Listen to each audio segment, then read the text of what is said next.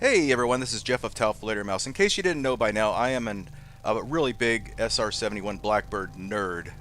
While the plane was shrouded in secrecy, it was years ahead of its time. It's the personal accounts and stories from the crew members that really intrigue me. This story is about the doomed flight, the very last flight of SR-71 61-7974. On April 21st, 1989, this SR-71 left Kadena Air Base, piloted by Dan House, with RSO Blair Bozak in the back seat. The exact mission is still shrouded in mystery, probably classified, but it was heading in a southwesterly direction towards Vietnam.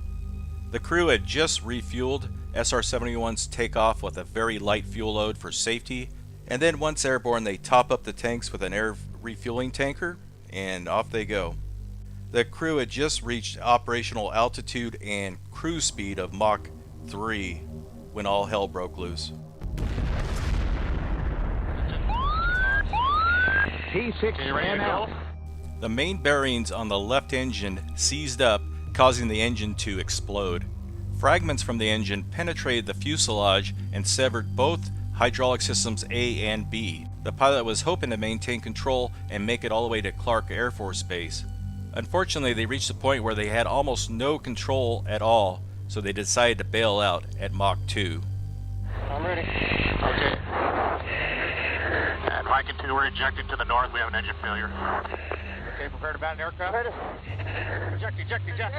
Mike and 2, copy your breakout to the north.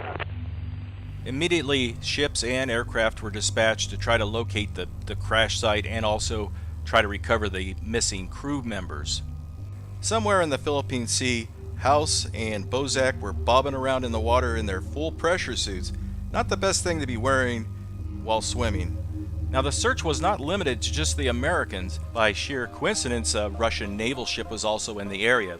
They would have loved to have captured those two crew members and interrogated them, but they would have had a treasure trove of information had they found the wreckage and unveiled some of the mysteries of this fascinating plane.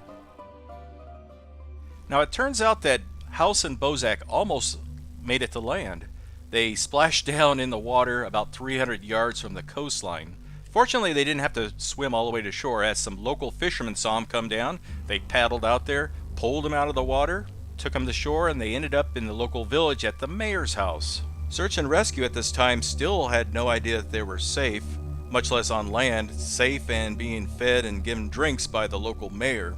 The crew tried in vain just to telephone Clark Air Force Base to let them know, without any luck.